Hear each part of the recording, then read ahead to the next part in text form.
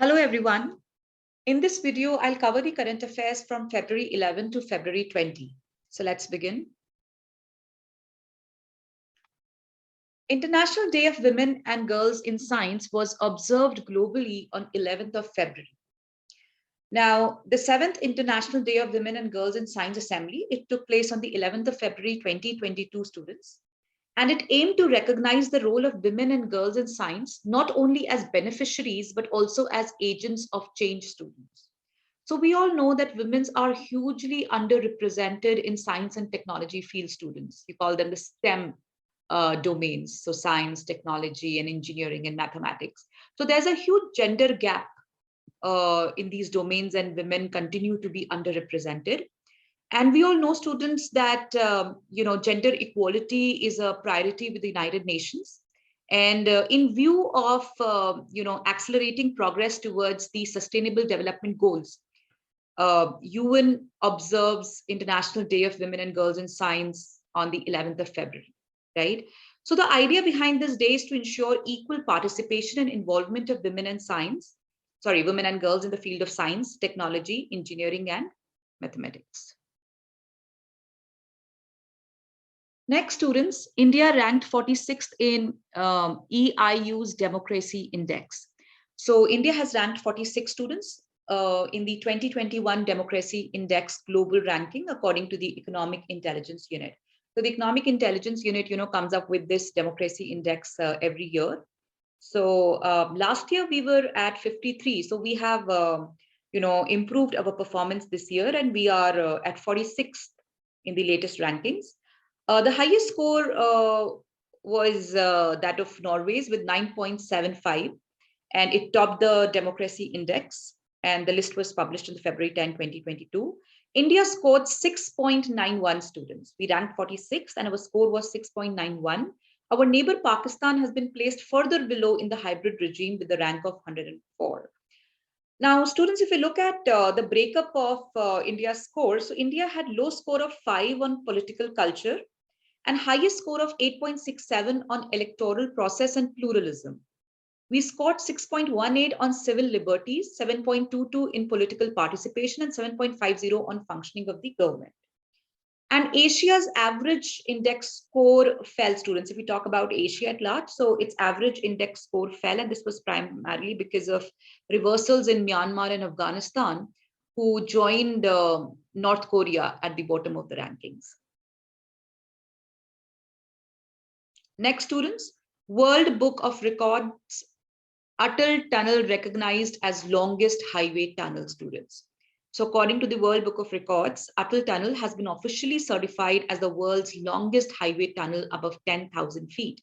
So we all know, students, that it's a highway tunnel built under Rohtang Pass in eastern Pir Panjal Himalayan range on Leh-Manali highway. And this is the longest highway single tube tunnel above 10,000 feet in the world, with a length of about 9.02 kilometers, students. And the World Book of Records, it's a UK, it's an organization in UK that catalogs, verifies extraordinary records with authentic certification around the globe. Next, students, well-known, journalist, columnist, TV commentator, Sagarika Ghosh. She has, authored a book titled Atal Bihari Vajpayee, the Most Loved Prime Minister. Right. So this book has been launched, and it is a biography of the former Prime Minister of India. Sagarika Ghosh, of course, she's a journalist, and in the past, students, she's authored the best-selling book known as Indira, India's most powerful Prime Minister. So she's come up with yet another biography, that of Atal Bihari Vajpayee. Next, students, N. Chandrasekaran reappointed as chairman of Tata Sons. So the board of Tata Sons Private Limited have approved the reappointment of N. Chandrasekaran as the executive chairman of the company for the second 5-year term. So his current tenure was to expire by the end of February 22, and it has been renewed for the next 5 years. So he joined the board of Tata Sons in 2016 and took over the role as chairman in 2017, students. So Chandrasekaran's tenure in the last 5 years has been great, and he saw several mergers and acquisitions by the group in the steel, aviation, and digital sectors. and a complete exit from the cellular telephony industry. Students, we all know that Tata Services has sold its teleservices business to Bharti Airtel. Moving on, students, Center has launched a scheme called Smile for transgender community and the beggar students. So in a welcome move, students, the Union Minister for Social Justice and Empowerment, Dr. Virendra Kumar, has launched the central sector scheme titled Smile. Now, Smile stands for, the acronym Smile stands for Support for Marginalized Individuals for Livelihood and Enterprise, right? So this is the new umbrella scheme by the Social Justice and Empowerment Ministry, and it aims to provide welfare measures to the transgender community and the people engaged in the act of begging students. So basically, Smile is an umbrella scheme with two sub-schemes. The first scheme is targeted at the transgender community, and the other sub-scheme is targeted at the beggar students, right? So basically, the aim is to provide necessary legal protection, social security, and a promise to a secured life to these targeted groups. And the ministry has allocated rupees 365 crores to the scheme for 5 years from 21-22 to 25-26 students. So next, students, former chairman of Bajaj Auto, Rahul Bajaj, passes away. So noted industrialist and former chairman of Bajaj Auto, Rahul Bajaj, has passed away due to pneumonia and a heart problem. And he was awarded the third highest civilian award, Padma Bhushan, in 2001, students. He was the chairman emeritus of the Indian conglomerate Bajaj Group, the parent company of Bajaj Auto. And he had stepped down as the non-executive chairman of Bajaj Auto in April 21 and transferred the responsibility to Neeraj Bajaj. So Rahul Bajaj, students, has been someone who's been, who's never minced his words in raising issues of importance and also raising the woes faced by the corporate sector. Next, students, a book titled How to Prevent the Next Pandemic by Bill Gates. So a book titled How to Prevent the Next Pandemic has been authored by Bill Gates, students, and it will be published this year in May 22. So in this book, Bill Gates has written about the specific steps that can only stop future pandemics, but in the process provide better healthcare for everyone around the world. And in the past, students, he had written another book known as How to Avoid a Climate Disaster, the Solutions We Have and Breakthroughs We Need. And the book is to be published by Penguin Random House internationally. Ilkar Aichu, students, has been named as the MD and CEO of Air India. So we all know that Air India was recently, taken over by the Tata Group, and Ilkar Aichu has been appointed as the new CEO and MD, and he will assume his responsibilities on or before 1st of April 2022. And he's the former chairman of Turkish Airlines, students, and he is an aviation industry leader who led Turkish Airlines to its current success during his tenure there.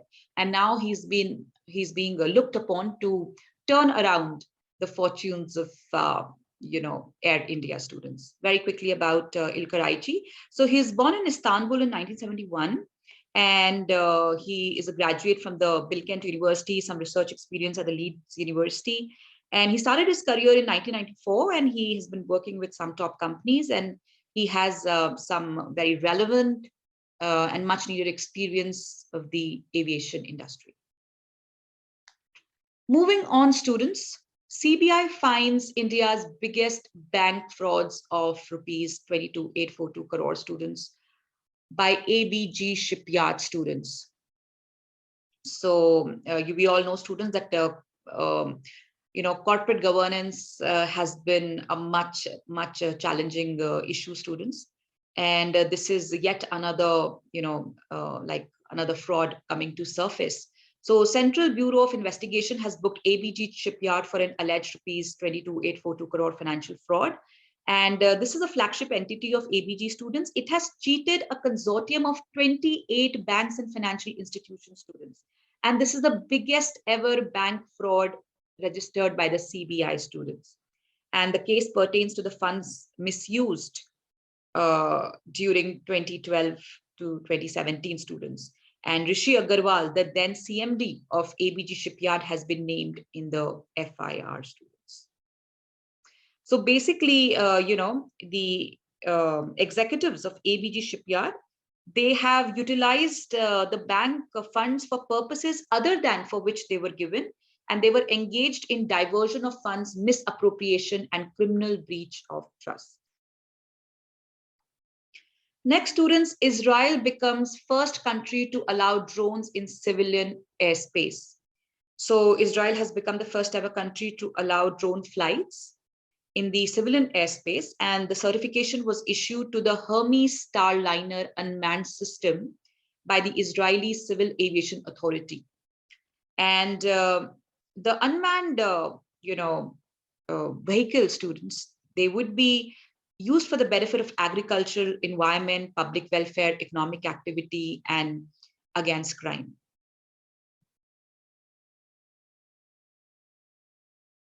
Some important points, students: Israel capital Jerusalem, currency shekel, President Herzog, and Prime Minister Naftali Bennett.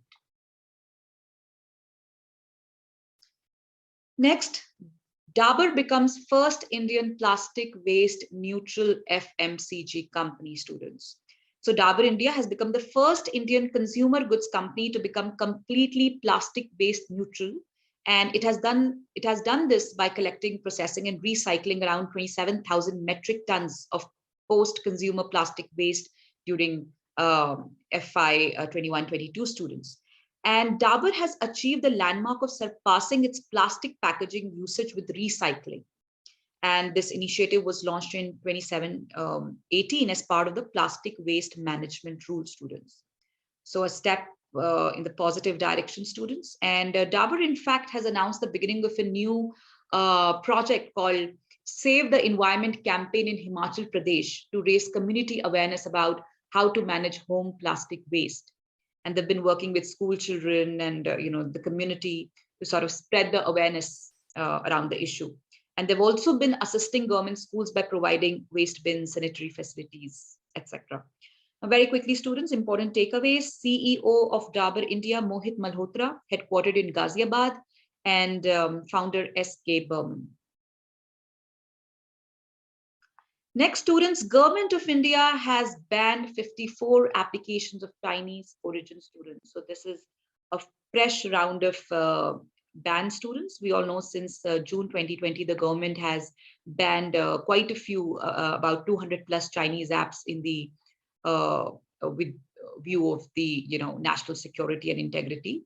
So the apps include certain game apps like Free Fire and Alibaba and Tencent and NetEase.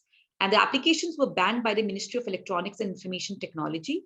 And Free Fire is one of the most popular, applications that has been banned, other than, of course, Alibaba. And Free Fire is often compared with PUBG, students. It is among the world's most popular mobile games. And the government has, this order has been issued under Section 69A of the IT Act, students. You all should know about this act. This is one of the most important, sections of the IT Act. We had previously, we had this draconian Section 66A, which was repealed, which was struck down by the Supreme Court. But Section 69A remains, students. And this, according to this section, government has the power to issue directions for blocking public access of any information through any computer resource. And this section allows the government to block the websites in view of the national security, students, right? So it is alleged that these applications were involved in certain prejudicial activities that threatened the safety and security of the country. Next, students, ICICI Bank Sandeep Bakshi has been named Business Standard Banker of the Year 2021. So he's been named the Business Standard Banker of the Year for 2021, and he's the Managing Director and Chief Executive of ICICI Bank. So ICICI Bank has reported a net profit of rupees 16,193 crore against rupees 7931 crore during the previous financial year. So that's a huge jump, students. And the criteria used for selecting the contenders were bank with an asset size of rupees 50,000 crore and 10% or more growth in profits prior to provisioning in the past 1, 2, or 3 year periods. And only 10 banks had qualified for this. Next, students, JP Morgan becomes the first bank to enter the metaverse, students, right? So JP Morgan has become the world's first bank to set up shop in metaverse. So what is metaverse, students? Metaverse is basically a virtual universe, students, where users can do multiple activities like socializing, shopping, or even attending events through their avatar. And this makes use of augmented reality, students, AR and VR technology. Very important. These are two emerging technologies, and it's being used by the the corporate to sort of improve user experience. So augmented reality and virtual reality, students, and these technologies have contributed to significantly enhance user experience. Now, students, the largest bank in the US has opened a lounge in the blockchain-based world, Decentraland. So Decentraland is a blockchain-based world, students, right? Which is a metaverse. So it's a virtual universe where people can, do multiple activities like shopping and socializing. And very interestingly, users can create their virtual avatars and roam in the lounge christened Onyx Lounge. And the lounge also features a digital image of the bank's CEO, Jamie Dimon. So students, metaverse is basically, based on Web 3.0. So Web 3.0 is based on, primarily based on the artificial intelligence and machine learning and, the blockchain technology. So that's all for this video, students. Thank you so much.